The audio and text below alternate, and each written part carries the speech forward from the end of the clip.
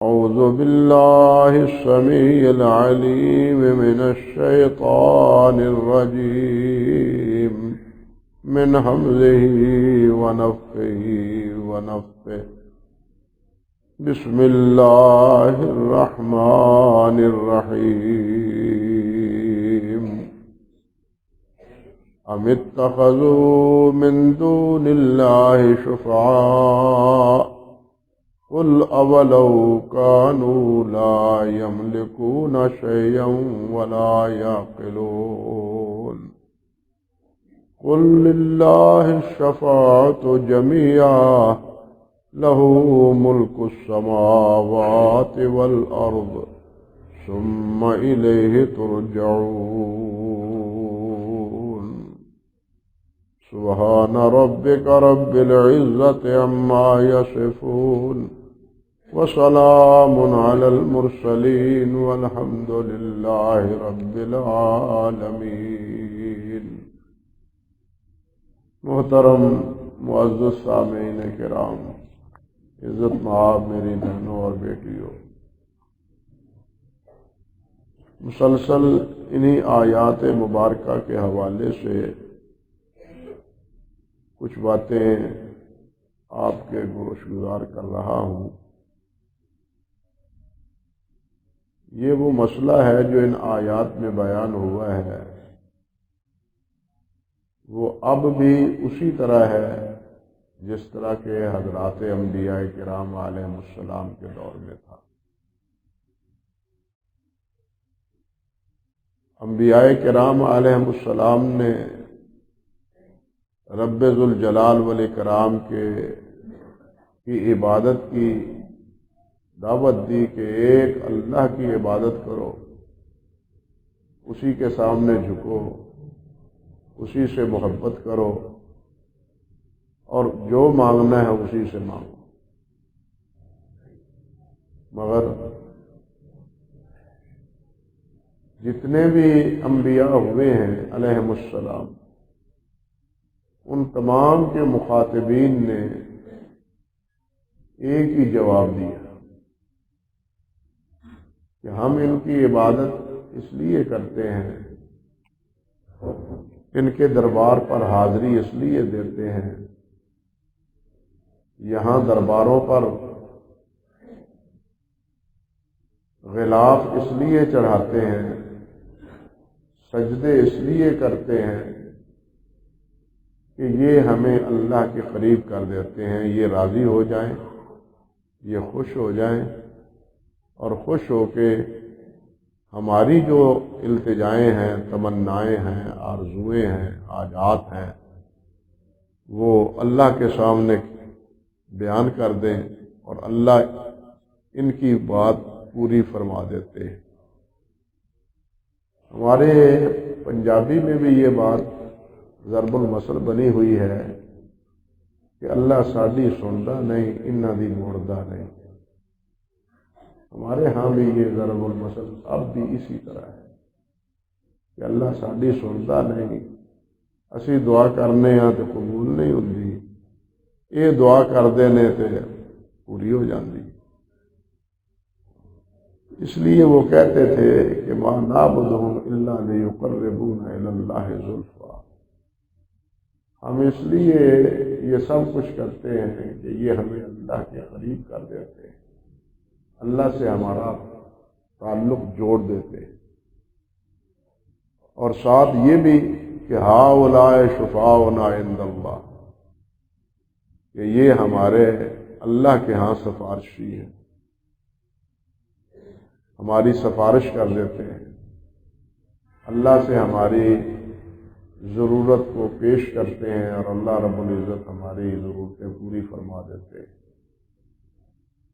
امام راضی رحمۃ اللہ علیہ نے انہی آیات کی تفسیر میں ایک بات فرمائی ہے، ذرا وہ بھی سن لیں۔ فرماتے ہیں وَنَذِيرُ فِي هَذَا الزَّمَانِ اشتغال کثیر من الخلق بتعظیم قبور الاکابر، وہ تو جن کی پرستش کرتے تھے ان کے انہوں نے بت بنائے ہوئے تھے، فرشتوں کے بھی بت بنائے ہوئے تھے، اور نیک لوگ جن کو انہوں نے دیکھا بھی نہیں ہوتا تھا، اپنی فکر سوچ کے مطابق ان کی شکل و صورت پر بت بنائے ہوئے تھے، اور یہ سمجھتے تھے کہ یہ گویا ہم ان سے اپنی عقیدت، محبت، چاہت کا اظہار کرتے ہیں، اور جن کے یہ بت ہیں ہماری اس مودت اور محبت سے خوش ہو جاتے ہیں، اور وہ خوش ہو کے پھر ہماری ضرورتیں پوری اللہ سے کروا دیتے ہیں۔ یہ تصور تھا پہلے۔ بتوں کی پوجا، وہ ایسے گئے گزرے نہیں تھے، بد دماغ نہیں تھے، پاگل نہیں تھے، دیوانے نہیں تھے کہ محض پتھروں کی پوجا کرتے ہیں، مگر بلکہ پتھروں کے پیچھے ایک تصور تھا۔ بالکل یہی تصور اہل اللہ کی قبور کے بارے میں، یہی بات امام راضی رحمۃ اللہ علیہ نے فرمائی ہے۔ فرماتے ہیں وَنَظِيرُهُ فِي هَذَا الزَّمَانِ، ہمارے اس زمانے میں اس کی مثال یوں سمجھو، اشتغال کثیر من الخلق، بہت سے لوگوں کا اس بارے میں مشغول ہو جانا، بتعظیم قبور الاکابر، بزرگوں کی قبروں کی تعظیم کرنا، جو بزرگ ہیں ان کی قبروں کی تعظیم کرتے ہیں، وہاں موقع بموقع حاضری دیتے ہیں۔ بعض وہ بھی ہیں جو ان کی قبروں کا طواف کرتے ہیں، بعض وہ بھی ہیں جو وہاں چراغ روشن کرتے ہیں۔ تیل ڈالنے کا تو اب دور ختم ہو گیا، اور چھوٹے چھوٹے چراغ جلانے کا بھی دور ختم ہو گیا، اب تو بجلی کے کمکمے ہیں، تو گویا ان کو روشن کرنے کے لیے جو چندہ دیتے ہیں کہ یہ چندہ بھی ہمارا اس میں شامل کر لیں، گویا مقصد وہی ہے، اور انداز بدل گیا ہے، صورت بدل گئی ہے۔ پہلے دیے ہوتے تھے، اس میں سرسوں کا تیل ڈال کے قبروں پر رکھا جاتا تھا، لیکن اب دور بدل گیا، اب اس کی بجائے یہ کمکمے اور یہ بتیاں اور یہ بجلی کے بلب ہوتے ہیں، تو اس پر بھی جو خرچ آتا ہے وہ پیسہ اس خرچ کے لیے دیتے تھے، اور ساتھ جو اس کے مجاور ہیں اور ہوتے ہیں اور تھے، ان مجاوروں کے بھی وہ خدمت گزار کرتے ہیں۔ وہ سمجھتے تھے کہ یہ بزرگوں کی آل اولاد ہے، یہ بزرگوں کی آل اولاد ہے، یہ آل اولاد خوش ہوگی تو ان کے بزرگ بھی خوش ہوں گے، اور جب بزرگ خوش ہو گئے ہماری بگڑی سنور جائے گی۔ بات سمجھے نا؟ نتیجہ ہر دور میں ایک ہی رہا ہے۔ یہی بات امام راضی نے کہی ہے، ہم سمجھتے نہیں ہیں اس بات کو، اور یہ بات میں مسلسل اس لیے دہرائے جا رہا ہوں اور کیے جا رہا ہوں، یہ بس سمجھانے کی کوشش کر رہا ہوں کہ ہر دور میں یہی مسئلہ رہا ہے، آج بھی یہی مسئلہ ہے۔ جب کہا جاتا ہے کہ ان کو نہ پکارو، کہتے ہیں کب پکارتے ہیں؟ ہم تو ان کی یاد کرتے ہیں، ان کو یاد کرنے کے لیے ان کا نام لیتے ہیں۔ جب کہتے ہیں نظر و نیاز نہ مانو، وہ کہتے ہیں نظر و نیاز ان کی نہیں ہے، یہ تو ان کے ایصال ثواب کے لیے کر رہے ہیں۔ جب کہا جاتا ہے کہ جناب تم ان کی قبروں کا طواف نہ کرو، وہ کہتے ہیں نہیں جی، طواف کون کرتا ہے؟ طواف تو اللہ کے گھر کا ہوتا ہے، یہ محض ان سے محبت کے ذریعے لیے کرتے ہیں۔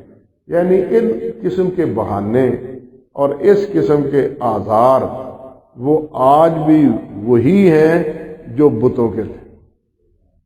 یہی بات سمجھا رہے ہیں راضی رحمۃ اللہ علیہ۔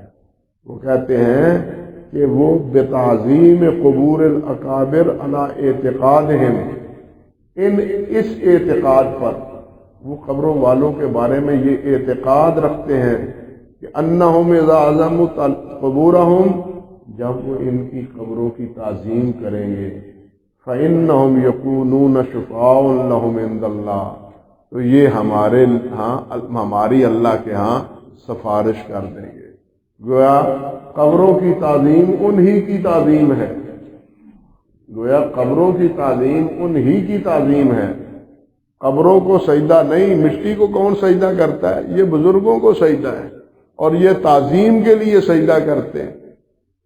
یہ ہے وہ سارا فلسفہ اور وہ ساری کہنا چاہیے کہانی جو ہر دور میں رہی اور ہر دور میں انبیاء کرام علیہ السلام نے سمجھایا ہے کہ جو تم سمجھ رہے ہو وہ غلط سمجھ رہے ہو۔ تم یہ بتلاتے ہو، تم کہتے ہو کہ یہ تمہارے شفیع ہیں، بتلاؤ اللہ ذوالجلال نے انہیں شفیع مقرر کیا ہے؟ اللہ نے ان کو اجازت دے رکھی ہے کہ تم ان کی سفارش کرو؟ اللہ نے اجازت، اللہ کی اجازت کے بغیر اللہ کے سامنے کوئی زبان کھول سکتا ہے؟ کوئی بات کر سکتا ہے؟ جب اللہ کے سامنے کوئی بات کر ہی نہیں سکتا، جب تک کہ اللہ ذوالجلال والاکرام اجازت نہ دیں تو وہ اللہ کے ہاں سفارش کیسے کریں گے؟ مگر یہ بات ہمیں پھر بھی سمجھ نہیں آتی۔ یہاں یہی بات اللہ سبحانہ و تعالیٰ نے فرمائی ہے۔ اللہ فرماتے ہیں ام اتخذوا من دون اللہ شفعاء، کیا انہوں نے اللہ کے علاوہ شفیع بنا رکھے ہیں کہ ہمارے یہ سفارشی ہیں؟ بلکہ ایک جگہ اللہ سبحانہ و تعالیٰ نے فرمایا ہے لا يخلقون شيئا وهم يخلقون ولا يملكون لانفسهم ضرا ولا نفعا ولا يملكون موتا ولا حیاتا ولا نشورا، کہ یہ انہوں نے کچھ چیز تو بنائی نہیں، یہ تو خود بنائے گئے ہیں، یہ تو خود مخلوق ہیں، یہ خالق تھوڑے ہیں، خالق تو نہیں ہے ان میں سے، جو جتنے ہیں وہ سب مخلوق ہیں۔ وہ بت ہے یا قبر ہے؟ قبر بھی بنائی جاتی ہے، بت بھی بنائے جاتے ہیں، اس کے پس پردہ جو بھی ہستیاں ہیں وہ پیدا کی گئی ہیں، انہوں نے تو کچھ پیدا نہیں کیا، انہوں نے تو کچھ پیدا نہیں کیا۔ بھئی جو آدمی جس کو پیدا کرتا ہے وہ کسی نہ کسی دائرے میں اپنی ملکیت اس پر ثابت کرنے کی کوشش کرتا ہے۔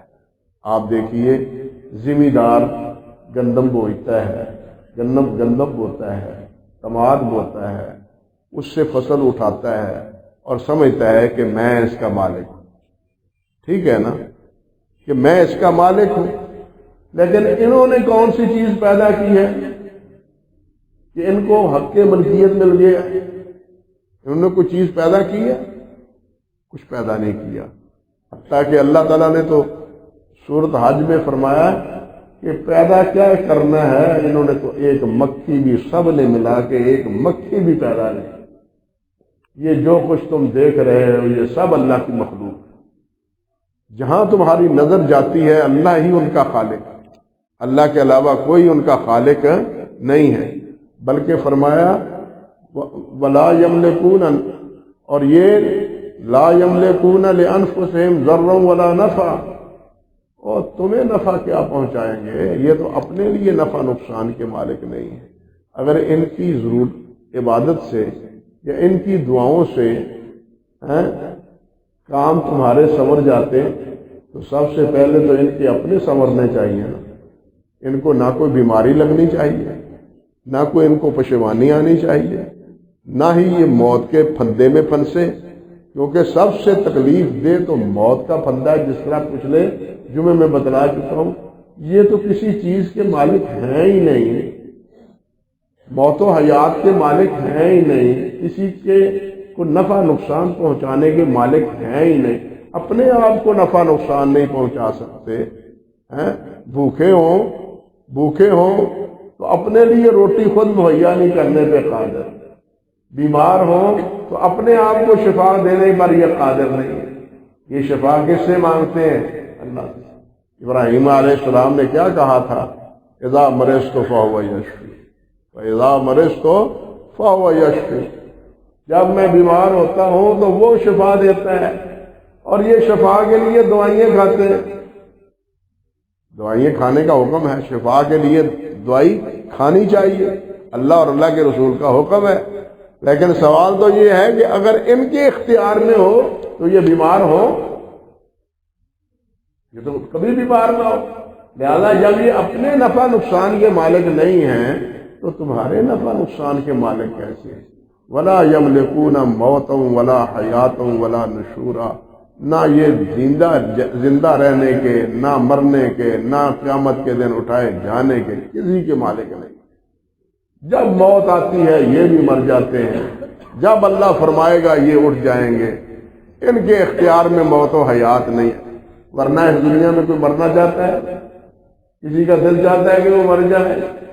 نہ مرید چاہتے ہیں کہ ہمارے بزرگ مر جائیں، بزرگ بھی مرید بھی نہیں چاہتے اور پیر صاحب بھی نہیں چاہتے، لیکن ان کے نہ چاہنے کے باوجود وہ فوت ہو جاتے ہیں۔ کیوں؟ کہ یہاں سب کچھ کس کا حکم چلتا ہے؟ اللہ کا۔ یہاں سب کچھ حکم چلتا ہے میرے اللہ کا۔ جب اللہ کا حکم آتا ہے اذا جاء اجلهم فلا يستأخرون ساعة ولا يستقدمون، جب حکم آتا ہے تو ایک گھڑی نہ پہلے اور نہ پیچھے، وقت مقررہ پر ایک سیکنڈ کی تاخیر کے اور تقدیم کے بغیر بھی یہ کف سے انصری سے روح پرواز کر جاتا ہے۔ اللہ اکبر کبیرہ۔ تو یہ مسئلہ اس طرح کئی مقام کے اللہ ذوالجلال والاکرام نے سمجھایا، اور یہاں بھی سمجھایا، یہاں بھی یہی بات فرمائی، ام اتخذوا من دون اللہ شفعاء، کیا انہوں نے اللہ کے علاوہ شفیع بنا رکھے اپنی مرضی سے؟ یہ بھی ہمارا سفارشی ہے، یہ بھی ہمارا سفارشی، اور یہاں سے بات نہ بنی تو فلاں کے پاس چلے جائیں گے، یہاں سے نہ بنے تو فلاں کے حضرت بڑے حضرت ہیں ان کی خدمت میں پہنچ جائیں گے۔ یہ تم نے سمجھ لگتا ہے۔ اللہ فرماتے ہیں قل اولو کانوا لا یملکون شیئا ولا یعقلون، وہ تمہارے شفیع اگرچہ وہ کسی چیز کے مالک ہی نہیں ہے، وہ تو سفارش کرنے کے بھی مالک اختیار نہیں رکھتے جب تک اللہ ان کو سفارش کرنے کا اختیار نہ دے، حکم نہ دے، اذن نہ دے، وہ تو یہ سفارش کرنے کی بھی جرت نہیں کرتے اللہ کے ہاں۔ اسی لیے فرمایا اولو کانوا لا یملکون شیئا ولا یعقلون، انہیں کوئی عقل بھی نہ ہو کہ یہاں سفارش کرنی ہے یا نہیں کرنی، سفارش کرنی ہے یا نہیں کرنی۔ کہیں ایسا تو نہ ہو کہ میں سفارش کروں اور اللہ ناراض ہو جائے۔ اور نوح علیہ السلام نے بیٹے کی سفارش کی تھی، اللہ ناراض ہوئے یا نہیں ہوئے؟ بات سمجھا یا نہیں؟ ان کو کیا پتا ہے کہ ان کی سفارش سے اللہ خوش ہوں گے یا ناراض ہوں گے؟ اتنا بھی ان کو عقل نہیں ہے، اور یہ سمجھتے ہیں کہ جناب ہم جو کہیں گے ہماری سب کچھ بن جائے گا۔ انا للہ و انا الیہ راجعون۔ اللہ فرماتے ہیں نہیں، لا یملکون شیئا ولا یعقلون، بلکہ کیا فرمایا قل للہ الشفاعۃ جمیعا، شفاعت کا مالک اللہ ہے، شفاعت کا مالک اللہ ہے۔ وہ جس کو جب چاہے گا، جس کے بارے میں چاہے گا، وہ شفاعت کی اجازت دے گا، اپنی آپ مرضی سے نہیں، اپنی مرضی سے نہیں۔ شفاعت کے لیے علماء نے لکھا ہے کہ کچھ شروط ہیں۔ پہلی شرط یہ ہے کہ اللہ کی طرف سے اجازت ملے۔ من ذا الذی یشفع عندہ الا باذنہ، کون ہے جو اللہ کی اجازت کے بغیر سفارش کرے؟ کوئی اجازت ہے اللہ کے ہاں، اللہ کی اجازت کے بغیر سفارش کر ہی نہیں سکتا، اور کئی مقام پر یہی مضمون اللہ نے بیان فرمایا۔ دوسری شرط یہ ہے کہ مشفوع جس کی سفارش کی جا رہی ہے اللہ اس پر بھی راضی ہو، اللہ اس کو بھی چھوڑنا چاہتا ہو، اللہ اس کو بھی عذاب سے بچانا چاہتا ہو، اللہ کے ہاں جس کی سفارش ہو رہی ہے اس پر بھی اللہ کی رضا، یعنی سفارش کرنے میں بھی اللہ کی رضا، اور جس کی سفارش کرنی ہے اس کے بارے میں بھی اللہ کی رضا۔ اگر منمانی ہے تو مالک کون رہا پھر؟ قرآن تو سارا بھرا پڑا ہے کہ مالک میں ہوں، اول و آخر، دنیا اور آخرت، ہر ایک جگہ کا مالک میں ہوں۔ اگر منمانی سب نے کرنی ہے شفاعت کے بارے میں تو پھر بتلائیے مالک اللہ تو نہ رہا۔ یہ اٹھے، اصل میں یہ لوگ سمجھتے یہ ہیں کہ جیسے تھانے سے کچہریوں سے یا تھانے سے اور بہت پہنچے والے عدالت کے سامنے سے مجرموں کا ہاتھ پکڑتے ہیں اور باہر لے آتے ہیں. کوئی ان کو پوچھنے والا نہیں ہے کہ یہ کون کیوں کر رہے ہیں. یہ سمجھتے ہیں کہ شاید وہاں بھی یہی اندھیر نگری ہے. یہ سمجھتے ہیں کہ وہاں بھی اللہ کے ہاں بھی شاید یہی اندھیر نگری ہے، اور وہاں اللہ ذو الجلال کے ہاں دربار میں یا دنیا میں جو مصیبت آتی ہے، پریشانی آتی ہے، بس جی یہ ہماری دور کر دیں گے. یہ اسی تناظر میں یہ باتیں کرتے ہیں. اللہ کے یہاں وہ بیچارے پولیس والے تو خود کیا ہیں، بے بس ہوتے ہیں، ان کے سامنے بے بس ہوتے ہیں. اور اللہ تو کسی کے سامنے بے بس نہیں ہے. بات سمجھو یا نہیں؟ اللہ تو مالک ہے، اللہ بے بس نہیں ہے. اگر وہ بے بس ہے تو پھر وہ اللہ ہی نہیں ہے، وہ اللہ ہی نہیں ہے، الہ ہی نہیں ہے. الہ وہ ہے جو مالک ہے، ہر چیز کا مالک ہے، ہر ایک کا خالق ہے، اور ہر ایک ذرے سے ذرہ اس کی حکومت میں اور اس کی نگرانی میں، ذرے سے ذرہ. قرآن مجید میں ہے کہ درخت کا پتا بھی گرتا ہے تو وہ بھی اللہ کے علم میں. درختوں کے پتے کتنے ہیں، زمین کے ذرات کتنے ہیں، بارش کے قطرات کتنے ہیں، ہر ایک چیز کو اللہ جانتا ہے.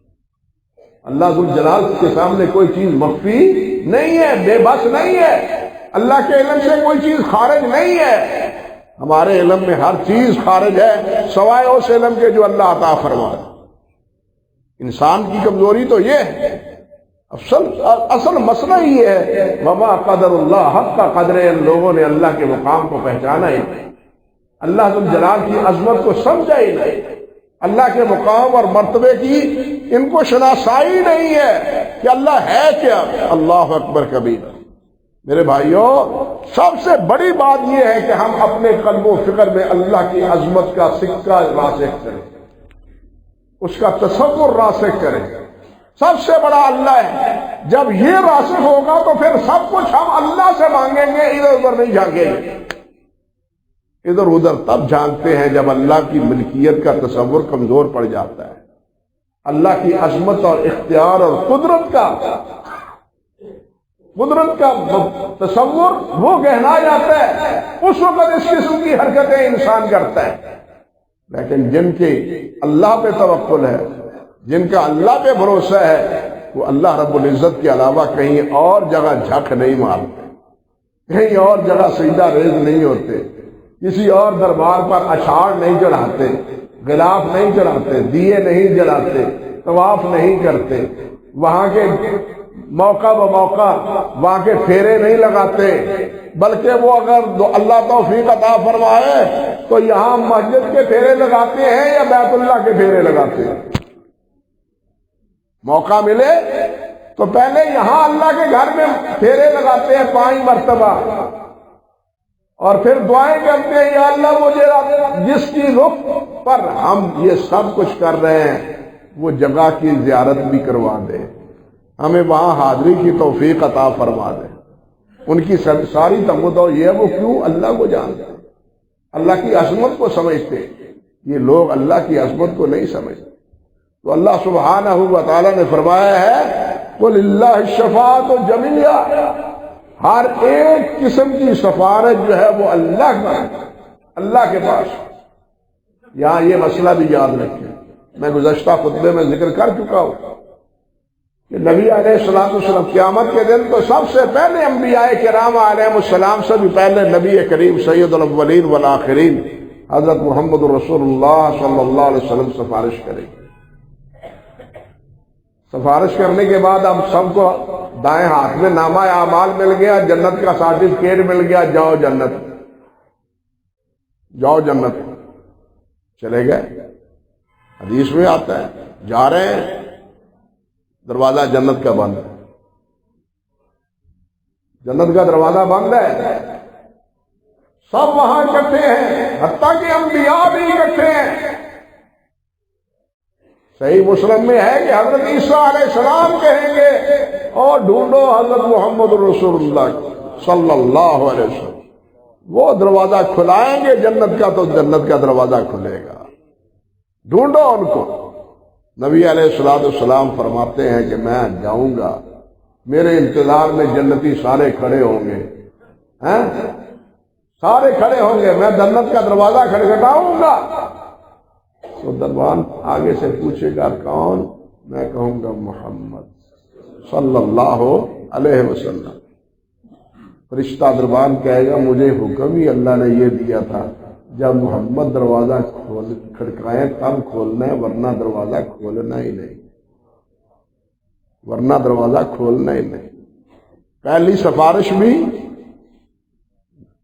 اور جنت میں داخلے کی سفارش بھی، پھر ہر گناہ گار کی سفارش بھی، حتیٰ کہ حضرت انس کی روایت میں رضی اللہ تعالی عنہ کہ نبی علیہ الصلوۃ والسلام نے فرمایا، اللہ ذوالجلال فرمائیں گے انا میرے نبی محمد صلی اللہ علیہ وسلم جس کے دل میں ذرہ بھر ایمان ہے جہنم سے اس کو بھی نکالتا ہوں، ذرہ برابر ایمان ہے، اللہ اکبر، ایک ذرے کے برابر ایمان ہے تو میرے نبی اس کو بھی نکالتا ہوں، نبی علیہ الصلوۃ والسلام اس کو بھی نکال لائیں گے۔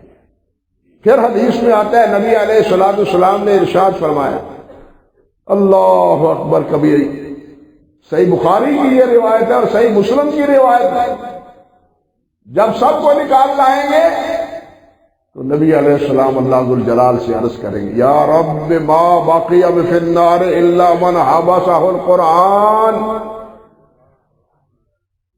یا رب اے میرے رب، ما بقی فی النار، جہنم میں اب کوئی باقی نہیں رہا، الا من حبسہ القرآن، جس کے دل میں ذرہ بھر ایمان ہو ان میں سے کوئی بھی باقی نہیں رہا، صرف وہی باقی ہے جس کو قرآن نے روک رکھا ہے، جس کو قرآن نے روک رکھا ہے، الا من حبسہ القرآن۔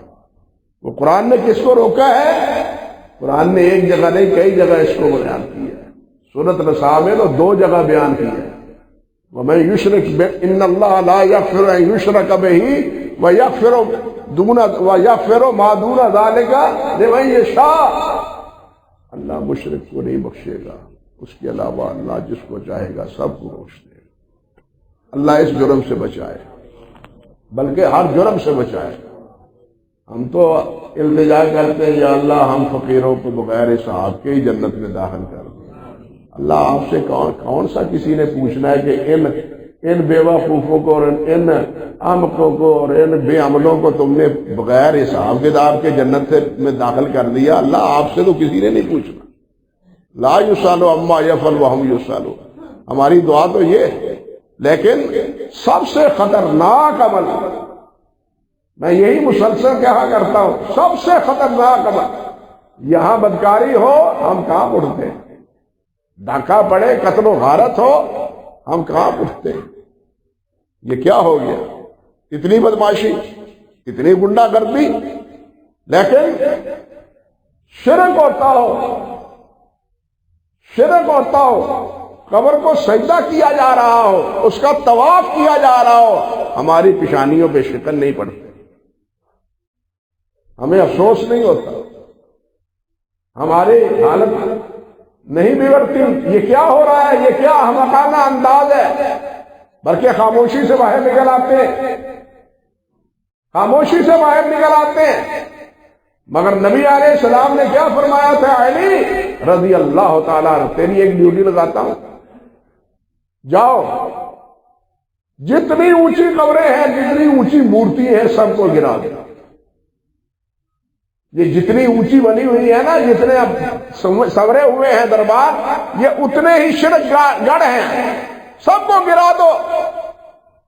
حضرت علی گئے، نبی علیہ السلام کے حکم کے بعد سب کو گرا دیا۔ حضرت علی نے اپنے دور میں اپنے کمانڈر چیف سے فرمایا کہ میں تیری ڈیوٹی وہی لگا رہا ہوں جو میری ڈیوٹی محمد رسول اللہ نے لگائی تھی صلی اللہ علیہ وسلم، جاؤ جو یہ دربار اونچے اونچے دیکھو سب کو گرا دو، یہ استحان سب کھا دو۔ یہ اونچے بنائے ہی اسی لیے جاتے ہیں تاکہ پرشکو عمارت سے انسان کے دلوں میں رعب پیدا ہو۔ اسی لیے بنائے جاتے ہیں۔ عام عمارتوں سے بھی انسان حیران ہوتا ہے، اور اگر بزرگوں کی عمارت ہو تو پھر کیا ہی کہنا، جتنے بڑے بزرگ ہیں اتنا ہی دربار بڑا ہے، یہ تو آپ کے سامنے ہے۔ لیکن یہ چیزیں کب ختم ہوں گی؟ جب ان کو ختم کیا جائے گا۔ مگر اس کو ختم کرنا تو آج مجھ جرم بنا ہوا ہے۔ کیوں بھائی؟ ان کو ختم کرنا تو جرم بنا ہوا ہے۔ ہم اس کو کیسے ختم کریں؟ اللہ رب العزت یہ ہمارے دلوں میں یہ بات ڈالے، اللہ ہی ہمارے دلوں میں یہ بات ڈالے۔ بلکہ میں نے ایک مولوی صاحب سے کہا، بات لمبی ہو جاتی ہے، وقت تھوڑا رہ گیا۔ ایک مولوی صاحب ہیں، بڑے اچھے عالم تھے، اکٹھا سفر ہوا ایک دفعہ، بات لمبی تھی۔ بالآخر میں نے ان سے ایک سوال کیا، میں نے عرض کیا، حضرت صاحب آپ یہ بتلائیں کہ اہل اللہ کی قبور پر آج کل جو کچھ ہو رہا ہے وہ کیا بریلوی مسلک ہے؟ دیوبندیوں کو چھوڑیں، اہل حدیثوں کو، ہم فقیروں کو چھوڑیں، خود بریلوی مسلک میں جو قبروں پر ہو رہا ہے وہ بریلوی مسلک ہے؟ فرمانے لگے نہیں۔ میں نے کہا آگے لگے، وہاں جا کے روکے لوگوں، ہم آپ کے پیچھے، ہم آگے ہوں گے، ہم تو پہلے ہی بدنام ہے فقیر، آپ آگے لگے، ہم آپ کے کندھے سے کندھا ملا کے آپ کے ساتھ کھڑے ہوں گے اور آپ کو غذا نہیں پہنچانے دیں گے انشاءاللہ، اللہ کی توفیق سے۔ لیکن خاموش ہو گئے، آگے سے جواب نہیں دیا۔ مسئلہ تو یہی ہے کہ یہ دربار بنتے ہی اسی لیے ہیں تاکہ لوگوں کے دلوں میں ان کی قدر اور ان کی عظمت کا سکہ جمع ہو۔ لیکن میرے رب کا دیوار تو کالے پتھروں سے اور کالے کپڑے سے ڈھکا ہوا ہے۔ بات سمجھے؟ میرے رب کا گھر جو ہے وہ کالے کپڑے سے اور کالے پتھروں سے ہے، اور وہ اس طرح کے زمزمی اور اس قسم کے جناب قیمتی پتھروں سے بیت اللہ کو نہیں سجایا گیا۔ اس کے دل میں اگر اہل ایمان کی محبت ہے تو اس کی خوبصورتی کی وجہ سے نہیں ہے۔ اور اللہ ذو الجلال والاکرام نے اس گھر کو بنوایا بھی پہاڑوں کے درمیان ہے، کسی اچھی جگہ جہاں جا کے جناب لوگ سیر کریں، سیاحت کریں، اور چلو جی سیاحت بھی ہو جائے گی اور بیت اللہ کو بھی دیکھ لائیں گے۔ اللہ نے وہاں اپنا گھر بنایا ہی نہیں تاکہ جو یہاں آئے اخلاص سے آئے، سیاحت کی نظر سے نہ آئے۔ یہاں مری جاتے ہی ہیں نا، آپ مری جاتے ہی ہیں نا، یہ اوپر کے علاقے میں آپ جاتے ہی ہیں نا سیر و سیاحت کے لیے، اچھے اچھے مناظر دیکھنے کے لیے۔ لیکن اللہ نے اپنا گھر اچھے مناظروں میں نہیں بنایا، ارد گرد پہاڑ ہے، اور وہ بھی خشک پہاڑ ہے۔ اس میں اللہ ذو الجلال نے ابراہیم علیہ السلام کو اپنا گھر بنانے کا حکم دیا تاکہ یہ زیارت ان پہاڑوں کی زیارت کے لیے نہ آئے، اس سے آپ پتھروں کی زیارت کے لیے آئے۔ اللہ اکبر کبیر، یہ فرق ہے۔ اللہ تعالی ہمارے دل میں اس گھر کی محبت پیدا فرمائے۔ تو عرض کر رہا تھا کہ تمام اہل سنت اس پر متفق ہے کہ نبی علیہ السلام سفارش کریں گے، صلح سفارش کریں گے، لیکن دو شرطوں کے ساتھ۔ پہلے اللہ اٹھو تم، یہ کیوں ہے؟ مسئلہ سمجھیے، یہ کیوں ہے؟ دراصل قیامت کے دن سب سے پہلے اللہ رب العزت اپنے نبی صلی اللہ علیہ وسلم کی عظمت کو منوائے گا، اپنی عظمت سے پہلے، اپنی عظمت کے بعد اپنے پیارے پیغمبر کی عظمت کو منائے گا کہ میرے نبی کو دنیا میں تم نے مانا نہیں، اس کے تو تم ظالموں بناتے رہے ہو، کیا بناتے رہے ہو؟ نقشے بناتے رہے ہو۔ شرم کرو، اب کس کے پاس جاؤ گے؟ جب تک اس کے پاس نہیں جاؤ گے میں تمہاری کوئی بات سنوں گا ہی نہیں۔ جاؤ ان کے پاس، وہ کہیں گے، وہ سفارش کریں گے تو میں تمہاری کوئی بات سنوں گا، تمہارا کوئی فیصلہ کروں گا۔ اللہ اکبر کبیرہ، نبی علیہ السلام کی عظمت کا اظہار۔ بلکہ صحیح مسلم کی روایت ہے، صحیح مسلم کی روایت کی حضرت عیسیٰ علیہ السلام کہیں گے کہ اذهبوا الی محمد خاتم النبیین، کہ جاؤ محمد کے پاس جو خاتم النبیین ہیں، اور فرمائیں گے جس پر مور لگی ہوئی وہ بتلاؤ، جب تک وہ مور ٹوٹے نہ اس سے کوئی چیز برآمد ہو سکتی ہے؟ اب جب تک اس خاتم النبیین کو نہ بلاؤ گے کوئی نہیں بولے گا۔ جب تک خاتم النبیین نہیں بولیں گے، مور لگی ہوئی ہے اب سب کے منہوں پر، سب کے منہوں پر وہ مہر ہے، آپ کی مہر آپ بولیں گے تو بعد میں کوئی بولے گا، بعد میں بھی اللہ ذوالجلال جن کو چاہے گا اجازت دے گا، اور جن کے بارے میں چاہے گا کہ ان کی سفارش کرو، اللہ ان سے ان کی سفارش کروائے گا۔ یہ کس لیے ہے؟ اس لیے تاکہ لوگوں کی ذہن میں آئے کہ یہ ہیں جو باعزت تھے، یہ ہیں جو باقدر تھے میری نگاہوں میں، اور جن کو تم ملا ملوانے کہتے تھے، اور جن کو صحابہ کرام کے بارے میں مشرکین کہتے تھے یہ مسکین ہیں، یہ فقیر ہیں، یہ کیا ہے، دیوانے ہیں، جن کو تم دیوانے کہتے تھے، بلکہ قرآن مجید میں ہے کہ مشرکین جہنم میں پڑے ہوئے کہیں گے جن کو ہم پاگل کہتے تھے وہ تو یہاں کہیں نظر نہیں آتے، وہ تو جنت میں ہے، ہائے ہائے پاگل پہ اسی تھا۔ یہ پاگل پن کا اعتراف اس وقت ہوگا، جن کو یہ دیوانے کہتے ہیں ان کی عظمتوں کا اظہار اس وقت ہوگا قیامت کے دن۔ اللہ ذوالجلال اصل میں وہ عظمت عطا فرمائے، اللہ تعالیٰ وہ شفاعت نصیب فرمائے، اللہ تعالیٰ نبی علیہ السلام کی سفارش ہمیں نصیب فرمائے۔ شفاعت کا انکار نہیں، لیکن شفاعت کی حیثیت کو اور حقیقت کو سمجھنا چاہیے، یہ نہیں کہ جو اٹھے گا جا کے سفارش کرے گا، اور جو اٹھے گا جس کی چاہت جس کے بارے میں چاہے گا سفارش کر دے گا۔